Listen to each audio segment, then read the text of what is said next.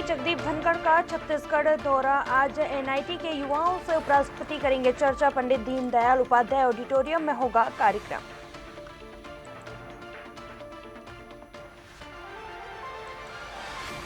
सुरक्षा बलों और नक्सलियों के बीच मुठभेड़। गरियाबंद मुठभेड़ पर बोले उप मुख्यमंत्री अरुण साव, नक्सलवाद को खत्म करना जरूरी।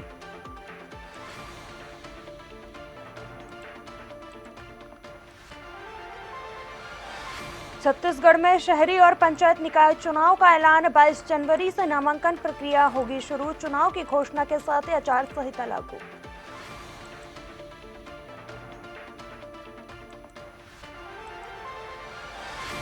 सुरक्षा बलों और नक्सलियों के बीच मुठभेड़ जारी। 1000 जवानों ने करीब 60 नक्सलियों को घेरा। गरियाबंद में मिले 15 नक्सलियों के शव।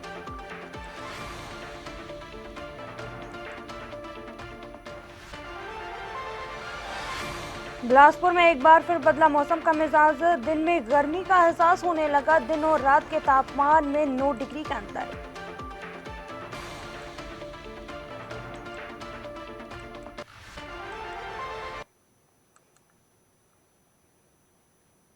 नमस्कार, आप देख रहे हैं डीएनए न्यूज और मैं हूं आपके साथ नवजीत कौर। चलिए अब रुक करेंगे छत्तीसगढ़ के बुलेटिन की ओर। आज एक दिवसीय राजधानी रायपुर के दौरे पर उपराष्ट्रपति आ रहे हैं। उपराष्ट्रपति प्रौद्योगिक संस्थान रायपुर द्वारा आयोजित कार्यक्रम में शामिल होंगे। कल्पनाएं बेहतर भारत निर्माण की विषय पर समारोह में होंगे शामिल। और वहीं रायपुर में एनआईटी के युवा पीढ़ियों से चर्चा भी करते हुए नजर आएंगे।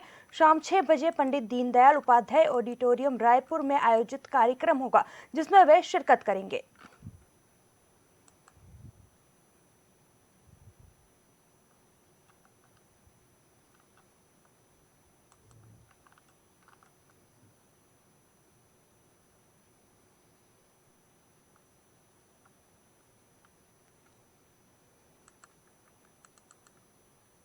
गरियाबंद मुठभेड़ पर छत्तीसगढ़ के उप मुख्यमंत्री अरुण साव का बयान आया है। केंद्रीय गृह मंत्री अमित शाह ने घोषणा की थी कि हम 31 मार्च 2026 तक देश को नक्सल मुक्त बना देंगे। हमारे सुरक्षा बल भी इस दिशा में बहादुरी से काम कर रहे हैं। वे लगातार सफल हो रहे हैं। मैं गरियाबंद में उनकी उपलब्धि के लिए सुरक्षा बलों को अपनी ओर से बधाई देता हूँ। राज्य के विकास के लिए नक्सलवाद को खत्म करना बेहद जरूरी है।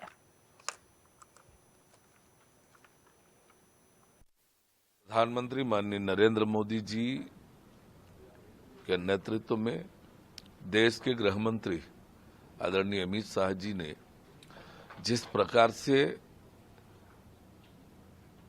ये ऐलान किया है कि 31 मार्च 2026 तक देश को नक्सल मुक्त करेंगे, उस दिशा में छत्तीसगढ़ में भी हमारे सुरक्षा बल के जवान लगातार अपने शौर्य का, अपने हिम्मत का, अपने हौसले का प्रदर्शन कर रहे हैं। छत्तीसगढ़ को नक्सल मुक्त बनाने के लिए लगातार सफलताएं मिल रही है और गरियाबंद जिले में जो सफलता सुरक्षा बलों ने हासिल किया है, निश्चित रूप से वे बधाई के पात्र हैं।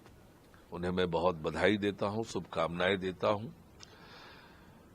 देश और प्रदेश के विकास के लिए नक्सलवाद का खात्मा आवश्यक है और इस दिशा में ठोस और मजबूत काम हो रहे हैं। सुरक्षा बल के जवानों को मैं बहुत बधाई और शुभकामनाएं देता हूं। निश्चित रूप से खबर इसी तरह की आई है, पर उसकी पुष्टि होने के बाद स्पष्ट होगा। पर नक्सली छोटा हो या बड़ा, वो समाज के लिए घातक है।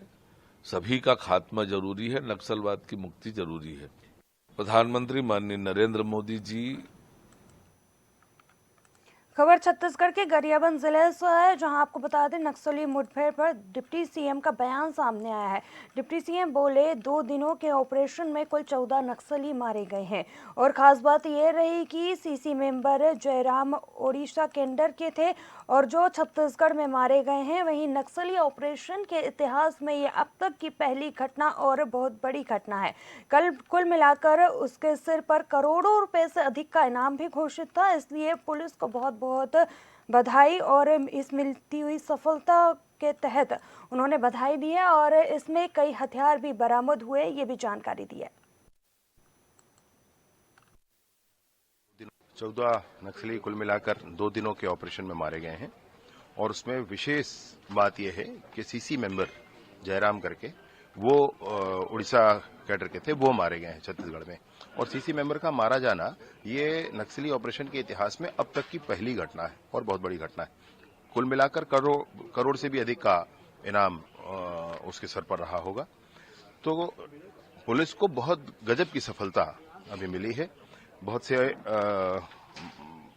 ऑटोमेटेड वेपन भी इसमें बरामद हुए। 14 नक्सली कुल मिलाकर। छत्तीसगढ़ में नगर निगमों सहित शहरी और पंचायत निकायों के चुनाव का ऐलान हो गया है। राज्य निर्वाचन आयुक्त अजय सिंह ने सोमवार को कहा कि ये सभी चुनाव फरवरी में होंगे।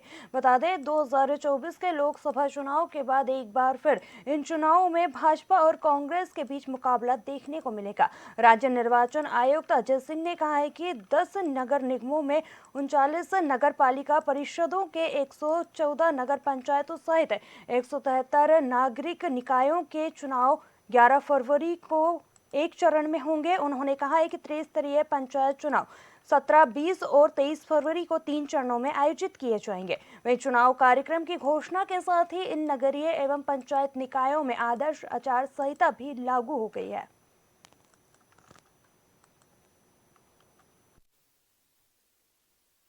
छत्तीसगढ़ में नगरीय निकायों और पंचायत के जो चुनाव की अभी हमने घोषणा की है, उसके अनुसार सभी शहरी क्षेत्र में एक चरण में चुनाव होगा और पंचायत क्षेत्रों में कुल 3 चरणों में चुनाव करने की घोषणा की गई है।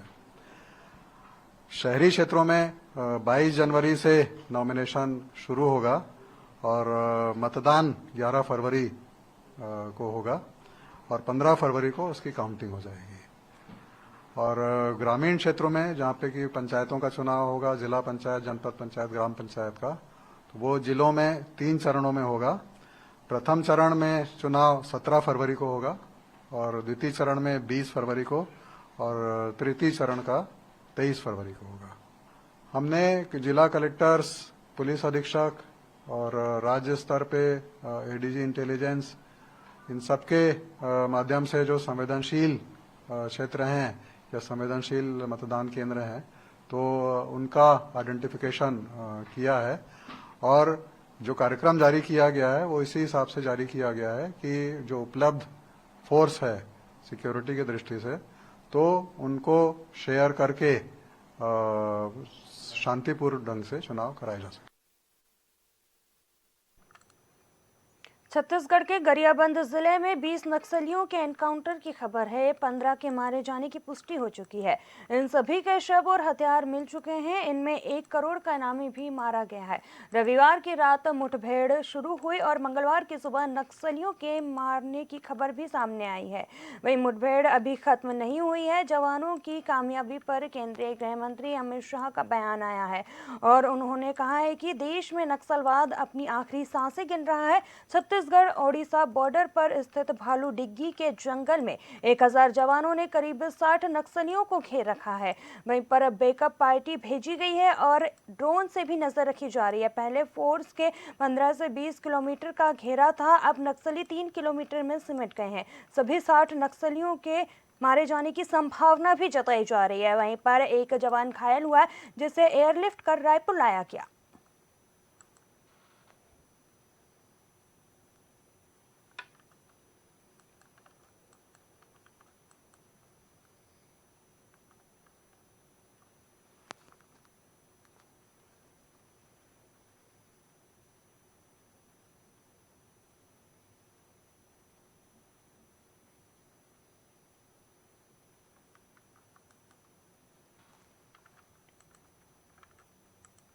छत्तीसगढ़ के गरियाबंद जिले में मुठभेड़ में जवानों ने 15 नक्सलियों को मार गिराया है। इसमें 1 करोड़ का इनामी भी मारा गया है। सभी के शव और हथियार बरामद कर लिए गए हैं। बता दें रविवार रात से आज सुबह तक रुक रुक कर फायरिंग हो रही है। वहीं कुल्हाड़ी घाट स्थित भालू डिग्गी के जंगल में 1000 जवानों ने करीब 60 नक्सलियों को घेर रखा है। मामला मेनपुरा थाना इलाके का बताया जा रहा है।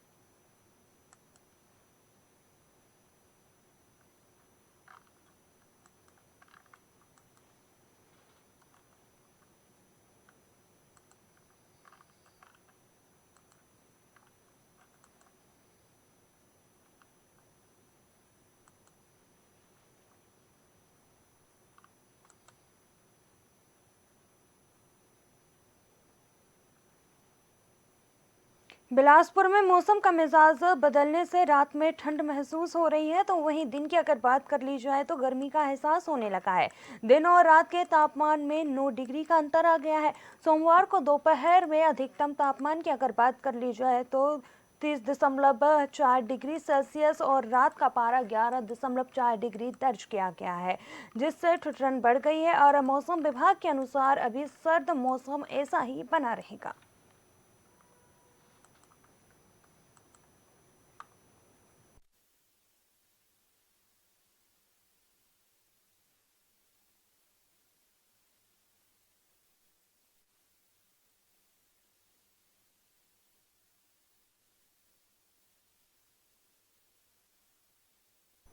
बिलासपुर में नगरीय निकाय और पंचायत चुनाव के लिए आचार संहिता लागू होने के बाद जिला प्रशासन का अमला एक्शन मोड में नजर आ गया है। शहर के चौक चौराहों पर सार्वजनिक जगहों पर लगे भाजपा कांग्रेस नेताओं के बैनर, पोस्टर और होर्डिंग को निकालने का काम शुरू हो गया है। नगर निगम ने 4 ट्रॉली राजनीतिक बैनर, पोस्टर जब्त किए हैं। ये कार्रवाई आगे भी जारी रहेगी। बता दें कि बिलासपुर में 22 जनवरी से नगरीय निकाय और 27 जनवरी से पंचायतों के लिए नामांकन फॉर्म जमा होंगे।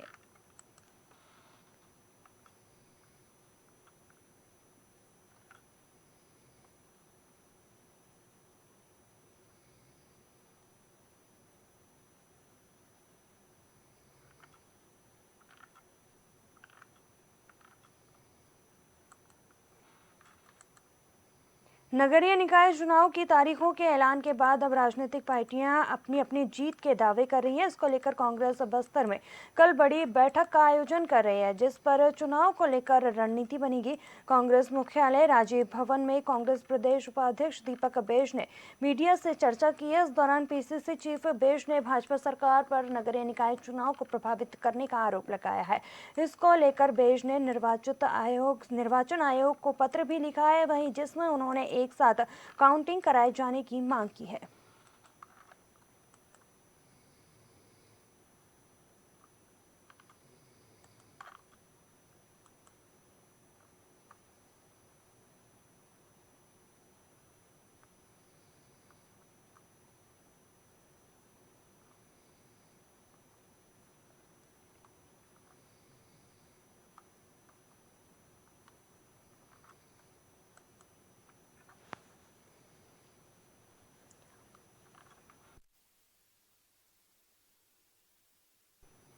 दो 2000 करोड़ रुपए से ज्यादा के कथित शराब घोटाले में छत्तीसगढ़ के पूर्व आबकारी मंत्री कवासी लखमा को ईडी ने गिरफ्तार कर लिया है। आज पूर्व कवासी लखमा को प्रवर्तन निदेशालय से पूछताछ के लिए बुलाया गया था। कवासी लखमा के सीए को भी बुलाया गया था, लेकिन सीए के बाहर होने की वजह से कवासी लखमा अकेले ही ईडी के दफ्तर में लगभग 11 बजे पहुंचे। लंबी पूछताछ के बाद कवासी लखमा को गिरफ्तार कर लिया गया है। ईडी ने कांग्रेस विधायक और पूर्व आबकारी मंत्री कवासी लखमा को रायपुर की विशेष अदालत में पेश किया है। यहां उन्हें अतुल कुमार श्रीवास्तव की विशेष कोर्ट में पेश किया गया है और उसके बाद ईडी ने कवासी लखमा को 21 जनवरी तक रिमांड पर भेज दिया है। अदालत ने कुल 7 दिनों की रिमांड दी है।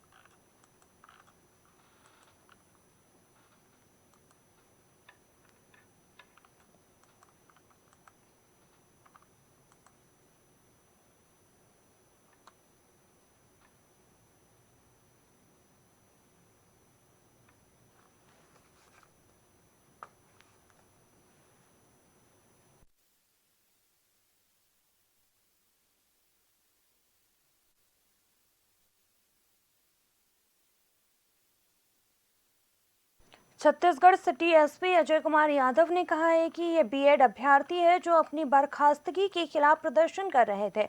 उन्हें कानूनी तरीके से अपना विरोध प्रदर्शन करने के लिए कहा गया था। उन्हें यहां बैठकर विरोध प्रदर्शन करने की अनुमति नहीं थी।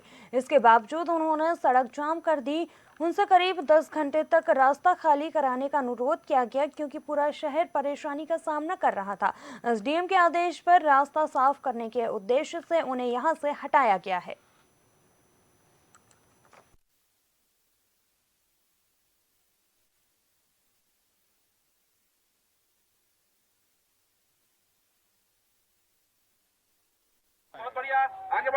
जी, ये बीएड के अभ्यर्थी लोग थे जो कि अपने टर्मिनेशन के विरोध प्रोटेस्ट कर रहे थे। इनको बोला गया कि अपना जो प्रोटेस्ट है वो एक तरीके से कानूनी ढंग से करें। यहाँ पे परमिशन नहीं थी बैठने की, उसके बावजूद इस आम रास्ते को रोका गया। सुबह से लगभग 10 घंटे तक इनको अनुरोध किया गया कि आप रास्ते को खाली कर दीजिए, पूरे शहर को इससे काफ़ी तकलीफ हो रही है। उसके बाद फिर एसडीएम साहब के आदेश पर इनको यहाँ से हटाया गया है। जो प्राथमिकता थी वो इस रास्ते को क्लियर कराने की थी। छत्तीसगढ़ बुलेटिन में फिलहाल इतना ही। मुझे दीजिए इजाजत। आप बने रहिए डीएनए न्यूज के साथ। नमस्कार।